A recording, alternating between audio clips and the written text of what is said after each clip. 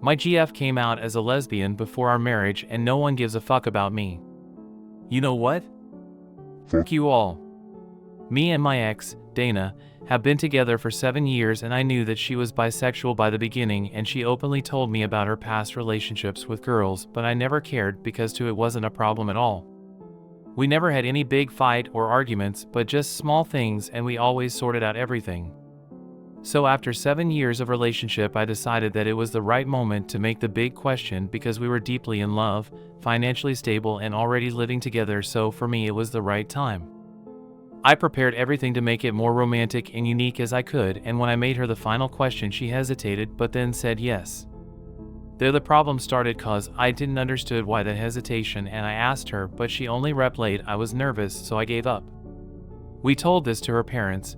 Mine died when I was 20 and my little sister when she was 17 in a car accident, and our friends, but even here some things were off because her parents were faking to be happy and I didn't understood why while our friends were super happy and were already telling us ideas for our wedding. 4 months passed by and we were planning our wedding when the day came up.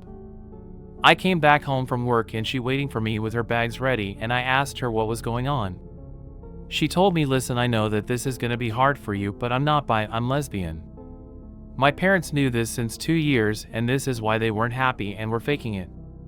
Please, I beg you to not make it difficult and just let me leave. Don't cry, don't beg me and don't scream, let's just things go like adults. And then she drove away. I was standing there on my feet for like 1 hour in shock cause I couldn't believe it. We passed by getting married to Dana coming out like a heartless and cold girl that I couldn't recognize. The worst thing comes now cause 3 months passed by that day. I canceled the wedding, and literally no one ever texted me or called me asking me how I was, if I was fine, if I needed something, just nothing. Not her parents, not her, she blocked me that day, and not even our friends. No one gives a fuck about me at all. In this 3 months I was hospitalized 3 times cause I lost weight, 15 kilograms, and have insomnia. I just work and come home, nothing else. While everyone is praising her for her coming out, how good is she to finally realize she was lesbian and her courage to be herself after years of fighting to find her true identity. Right now I'm not even capable of being mad, I'm just in disbelief for what happened, how fast it all happened, and that no one gives a fuck about me because her coming out is more important than her ex. You know what? Fuck them all, they showed me their true color, and fuck my ex. Edit, WTF? I just turned off my phone for 2 hours and went for a walk around my city. Honestly, I wasn't expecting all this support because I couldn't even imagine someone actually reading this. Believe me, I want to trust you and believe that all this kind comments are true, but right now I can't. I just saw everyone that's supposed to love me and care about me ignoring me and ghosting me, so I lost hope in people, and especially for strangers on the internet. I hope to come here again in a few months and read this all again and believe you, but now I can't. You all seem good people and sincere, but believe me, for how much I want to trust you, I simply can't right now, but I want to thank you all anyway. I'm not okay, and the 3 times I was hospitalized, I tried to kill myself, but I'm not good even in doing that. For 3 months I thought again and again and again if I was the problem, what I could do better, what I did wrong. But nothing changes. So here I'm in the middle of fucking nowhere, seated on a sidewalk like a homeless, reading strangers' comments on a post that I don't even know why I posted. Again, thank you all. Edit 2. I have an update, but due to True Amicus rules, I can only update after 3 days, so I will do it after that time, and if something new would happen, I will write it in the update. So just have patience cause a lot is happening and I still have to figure out a lot of things and how to act. Update 1. Update: my GF came out as a lesbian before our marriage and no one gives a fuck about me. You know what? Fuck you all. So here we go again like in GTA San Andreas, but this time is more painful and shocking at the same time cause today and yesterday night a lot happened. Like some of you folks said, somehow one of my ex-friends saw my post on TikTok and the absolute mess started and is still going on right now. This ex-friend, I will call him Paul, reached out to me and basically told me that he saw the post and knew that it was me cause I used my ex real name, Dana, and was shocked to know what really happened cause apparently Dana told my ex-friends that she came out to me as a lesbian and I tried to lay hands on her and threat her, and she told them to not contact me again. They all believed her, but then when they all saw my post, they started pressuring her if my post was saying the truth or not, and she admitted the lie. Since Paul's text, I received a ton of texts and calls from everyone asking me if I'm fine. They are sorry for believing Dana and not texting me first, and apologies. But then there is the real issue, Dana. She texted me asking to forgive her, that she was sorry for how bad she treated me, and admitting that she invented all cause she was afraid to lose friends. And unfortunately, it's not all cause I got a text from her girlfriend, Mary, and basically she told me that she is sorry for Dana's behavior and for what she did, and here comes the issue, that she knew Dana since a year and she never told her about me but always talked to her about me like a roommate, so she was thinking to leave Dana. Now comes my part, cause I made a new group including them all, even Dana and Mary, and told them that I'm not changing my mind about forgiving them. I was thinking to sue Dana, partially true cause I'm not sure if doing it or not, and if they, my ex-friends, were decent humans, they would have texted me asking me if I was out of my mind to lay hands on Dana, or just insulting me via text if they really cared about me. Then I added some personal things about Dana and blocked them all. My blocking method isn't working cause they are continuing to harass me with texts and calls from other numbers, and even making other people calling me and texting me. Crazy shit is happening, and I really still can't believe it, all this mess, cause I'm thinking that it's all a nightmare and I need to wake up, but unfortunately it's all fucking true. Then the other thing is that finally I saw a therapist today, a few hours ago, and I don't like to admit it, but I cried a lot cause for her, the therapist.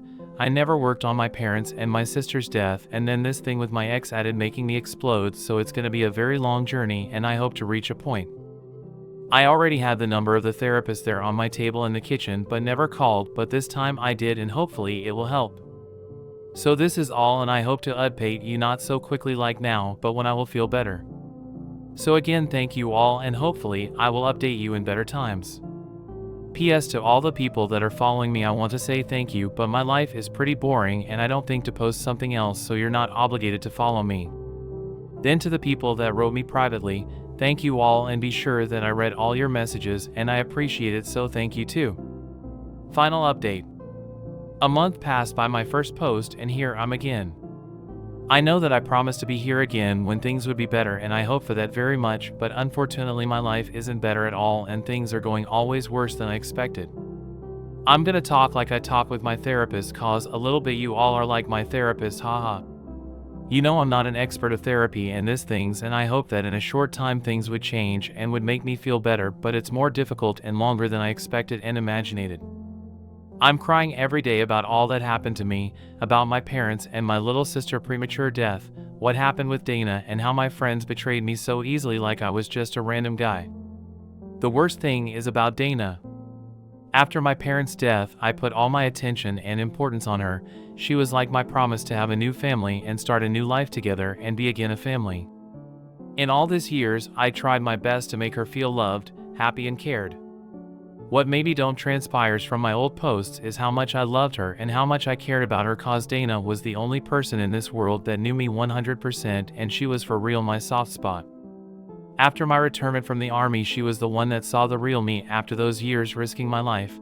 I still have some traumas, but I'm working even on that, and then I knew Dana and it was love at the first sight. So yes, call me naive, that I still believe in the fairy tales, but I really thought that she was the one for me and that could finally give me my dream of having a family that I lost. The worst and most difficult thing in this month was to finally change my number and start again. I mean, I thought many times to call her, text her, and even see her again, cause despite all this mess I still, somehow, care and love her, but then I think again at how poorly and badly she treated me and I change my mind, but her presence is still very present there in my mind. I still miss those little things that we were doing together. I miss Dana being messy and a little goofy around me and my house. I miss her touch. Coming back from work and just seeing her was like all my stress and bad emotions were gone in a second. But apart this, a few good things happened in this month, cause I got the promotion that I really craved for, even if I got it in the worst moment of my life, and my boss gave me 3 weeks of forced vacations cause he is worried about my mental health and how I work day and night without doing anything else. My therapist told me too to take a few weeks of vacations to clarify my thoughts, and that I'm watching for another house near my work cause my actual house isn't a positive environment, my therapist's words, and because I need a drastic change. So things are this, and unfortunately, I still have those suicidal thoughts, but I'm working on it, even if again it will take time. So this everything, and I don't think to post anything else from now on, cause I don't have anything else to say, fortunately, about my situation. If not, thank you all for your support and private texts. So, people, thank you all, and hopefully even this period of my life will pass without creating too much damage. P.S. My ex-friends never contacted me again, and Dana too, so I don't know anything about what is going on between them, and sincerely, I don't care. Maybe. Am I wrong for disliking intimacy with my husband even though I don't know why? I, 23F, have been married to my husband, 25M, for nearly 5 years, together almost 8. At the beginning of our relationship, we never did anything physical as he was LDS, and I waited for him to get home from his mission. When he got home, we both left the church and started doing physical intimacy. So much so, I remember a particular day we did it 4 times in the one day. That outcome was my first of 5 pregnancies and miscarriages. For some reason around 3 years ago, every time he asked for intimacy, not even penetration, just other stuff, I got disinterested. I'll be fine and in the mood, but the second he asked or initiates, I get filled with dread. It feels like the same feeling I get when I have to do chores or go to work. But I genuinely don't know why. I love my husband. I think he's the hottest guy alive. I don't know what's wrong with me. Other than some BJs we haven't had gone all the way in almost a year, he's expressed so many times how sad he is and how much it's affecting him. While I know he isn't going to cheat, and I don't like the thought of him being with other women, but I don't know what to do. I'm sure he thinks I think he's ugly, but that's so far from the truth. I know we've gone through some rough patches. I've changed and put on a lot of weight, and I hate it, but he loves me just the same, so why can't I just like doing it with him again? I'm scared my marriage is falling apart.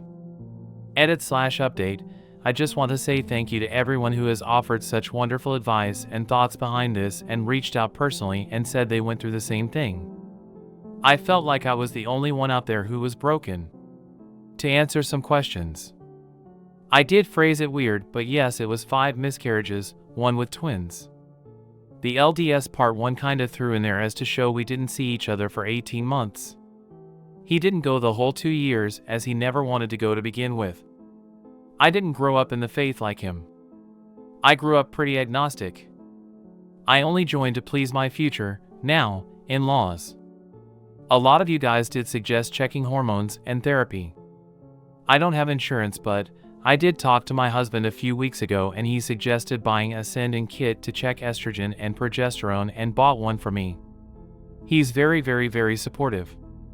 So I am waiting on the results. I think I am going to talk to him about therapy like you guys suggested. I think you guys are onto something with the miscarriages maybe affecting me more than I thought. Thank you guys so much again.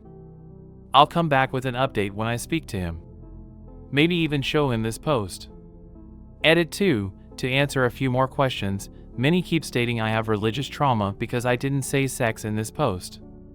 That is not the case. I wasn't raised in the church. I don't believe in God. He was raised in it. I only went to please his parents for a while. We're not getting pregnant and having a lot of babies to follow cult teachings, as some have said. I've miscarried each of them. After we were married, we did try, because we do want 1 kid, and that's it. He's not forcing me to be a baby machine like some people have said. He only wants 1 kid too. Some keep saying I'm lesbian. You're close. I am bisexual. But I have been unapologetically out for years now. I definitely enjoy penis and vagina alike. I am truly unsure what's going on now. I will go more in depth tomorrow since it's 4 a.m. right now, but to sum it up, we're going to work through the steps of both therapy and medical issues, as I do have PCOS. He is in full support. I also have seen some comments about his age.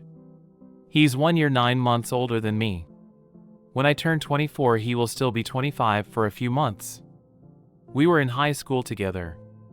He's not some creep who groomed me, ha ha ha.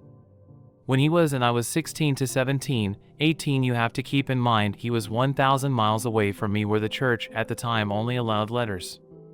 The content was basic. I love you. Can't wait until the 2 years are up. I would understand if he was graduated etc. when we got together, but that was not the case. We were both just two teens in love that are now going through sex issues that we are going to work on together to figure out. Update, 6 months later. Hello, everyone! About 200 days ago I, F24, posted about the many issues going on regarding my intimate life with my husband, M25.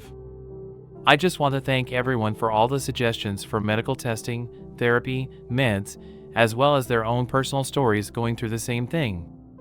After all the comments I had received, I decided to go to the doctor. From there she tested my hormones and put me on depression medication as well as therapy. Turns out my hormones were out of whack, and I have severe anxiety and depression as well as unresolved grief from my miscarriages. Basically, to sum it up, we are more than okay now. After all the help I've been getting as well as his own, I feel sexier than ever and it's fantastic. Thank you again.